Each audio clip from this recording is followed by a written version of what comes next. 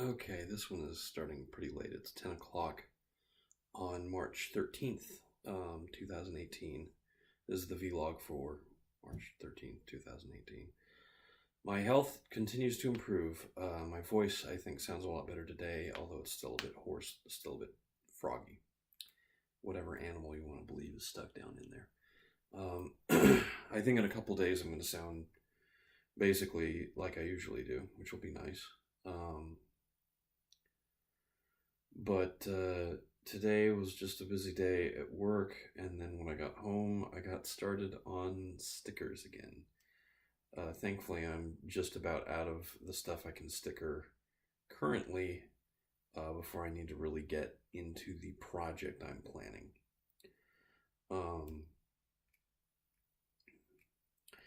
But I did want to use the example of what I did today in the video. So this is Titans Return. I can't remember exactly how it's pluralized, but it's the second in the Prime trilogy of Transformers. Prime trilogy. It's the second in the Prime trilogy of the Generations line. Titans Return is part of the Prime trilogy, which is part of the Generations line. Branding is very complicated. I am made to think by all what I just said, basically. So this is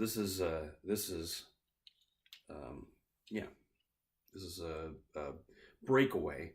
He's better known as Getaway. They couldn't call him that officially, but he is colored like a character named Getaway, who was a famous escape artist back in the original toy line, except he wasn't very famous. He never appeared in the cartoon, barely appeared in the comic books. But he's been given a much more prominent role on a modern comic called, well, it used to be called Transformers More Than Meets the Eye. Now it is called Transformers Lost Light. And although he's got an Autobot symbol on his chest and he's ostensibly a good guy, he is a megalomaniac who ends up betraying his friends for some sort of ideal he can barely even comprehend. And he is made out to be one of the worst villains that comic run has ever seen. So why did I get his toy? Well, here's a better question. Why did I get two of them? Well, I got two of them because I'm actually going to turn this guy into a different figure, but I've already turned the second one into a different figure, and that's this. Now, I'm going to zoom in on both of these right now. As you can see, the differences are pretty subtle. There's a little bit more red on Minerva here. There's a little bit of orange on her face, a little bit more red on the chest, the red sort of faux first aid symbols, Red Cross symbols on her shoulders.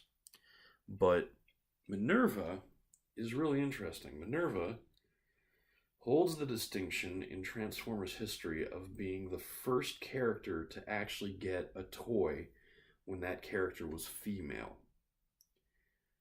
For the first 4 years of Transformers' life, 5 years, there was a handful of female characters, and they existed only in the cartoon and comic book fiction. The one most people are familiar with is named RC. She was in Transformers the movie back in 1987. So yeah, 88. This was probably 89. So yeah, it was about 5 years after the start of Transformers.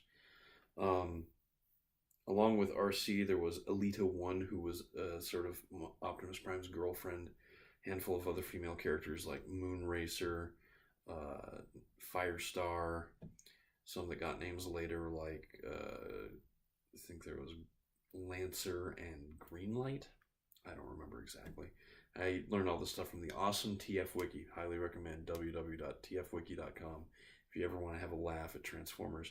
We are a fandom that doesn't take ourselves terribly seriously because we play with transforming robot toys. Anyhow, Minerva is actually human. In the show that she appeared in, which was a Japanese toy show called Fight! Super Robotic Life Form Transformers God Master Force. That is actually the full title. Anyway, within the show, the Autobots, who are not called Autobots in Japan, they're called Cybertrons, which is funny because the name of the planet they're from is Cybertron, except in Japanese they call that Sabatron. Let's move past that. In this particular show, which we'll just abbreviate as Master Force, A lot of the characters are human-like pretenders who actually live like normal humans, even though they can turn into giant robots. But Minerva is a young woman of the age of maybe 14, probably not even that. They tended to be very young. And Japanese fiction tends to focus on people who are more mature than they actually should be given their age. But Minerva is actually this little part right here, because this is a headmaster. If I take this out, technically it's a Titan Master, although Minerva herself isn't a Titan Master, she's a headmaster. But as you can see, what makes her a her is a tiny little sticker that goes over the mouth plate of the other robot and gives her lips, which are obviously the single greatest source of femininity in any person, alive or not. But anyways, so she has a mouth and she has lips, and that's what makes her a girl. But when this body transforms into a vehicle, the little headmaster turns into a little person that sadly is too small to benefit from any stickering of himself or herself, whatever. Ta-da. But, yeah, they turn into a little pilot that sits inside and rides in the vehicle, which was a neat gimmick back in 1988 and 89 when it was first implemented and popularized. But it hasn't been really revisited until this toy line that came out last year. So the guys at Toy Hacks made a sticker set for that breakaway figure that turns that figure into Minerva. And yesterday I did a video showing Rewind being turned into Eject through the magic of stickers, which wasn't terribly difficult because the original toys were only different because one was molded in black plastic, the other was molded in blue plastic. So not terribly difficult to just put some stickers on black plastic to make it look blue. Minerva is a little bit more complicated. The Minerva toy in Japan was based on a character called Nightbeat in America. Nightbeat was blue with yellow highlights. Minerva was white with red highlights. Breakaway was a completely different toy, or Getaway, I should say. Getaway was also not called Getaway in Japan. He was called Lightfoot, which may have actually been right foot because of the whole LR thing in the Japanese language. I know a bit about Japanese. I took Japanese in high school. I guess I've never mentioned that on this. So this character is sort of related to the Lightfoot Getaway character because they appeared in the same show, but they did not share any sort of parts or molding or anything.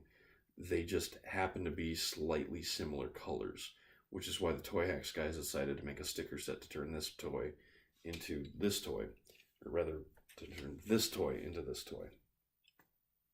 Still with me? Probably not. Anyway, I'm going to keep going. I think it's interesting that I've transformed this toy's gender, technically. This was a boy, male, and is now a female. Since it's an inanimate object, I can't tell how it feels, but it's probably a little relieved that it's not associated with a villain anymore. This toy is also going to get a sticker set that will turn it into yet another character that just happens to share a similar color scheme. He's also going to have a different head, which will further set him apart. Maybe I'll show that one off later after I've done my photo shoot for the thing I'm going to do. We'll see. But, it's going to be weird for me to talk about this. The IDW comic that I will sometimes be referencing is my favorite source of Transformers media.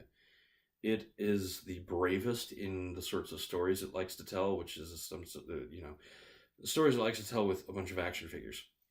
But it's very clever, it's very creative. It also introduced the first character that is a transgender transformer.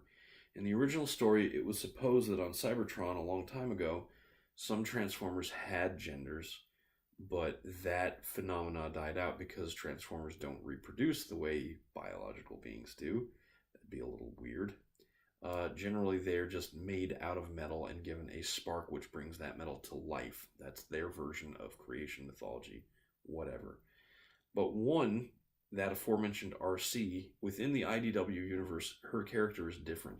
She was a male robot that was turned female against her will, and sort of grew into accepting that identity when she was then later introduced to females of biological species and realized that the process was not something meant to make her a monster, but the person that did it to her was very curious about how other Transformers would react to a female Transformer in their midst. Now, that author has a lot of respect in the Transformers fan base. His name is Simon Furman, the guy that came up with that concept of a male being forcibly turned into a female. That author has a lot of respect. That story idea, I don't think deserves a lot of respect. I think it's weaponizing sexuality, and I don't really like that idea. And a female writer who came along later sort of hand-waved the whole thing away. Originally, when Furman was writing it, the idea was that there were no female Transformers at all, in existence. That Arcee was the first one, and she had been turned from a male into a female, and she was the first one. But later authors would say, no, there were female Transformers all over the universe. They weren't on Cybertron at the time, but there were originally on Cybertron. They just left because they were scared for their lives. And who can blame them? I work with some transgender people. I don't know why it's so easy for people to get angry at the idea or offended by the idea. I get not understanding it. I get that maybe you don't come from the same sort of background that, this person did. And it's hard to say how much is just their nature and how much they were, exposed to ideas that made them decide, I am not the sex, I am not the gender that I was born into. I am choosing a different identity for myself. It's not something I've ever considered, except in my zaniest moments. And it's not something that I think would be appropriate for this body, personally. If I had a different body, I might feel differently about it. So think about it that way. And I've gone well over 10 minutes. It's 12 minutes now, according to this. So maybe I'll talk about gender roles and robots in more detail later. But for now, this has been Eric Spornitz, and tomorrow will be better.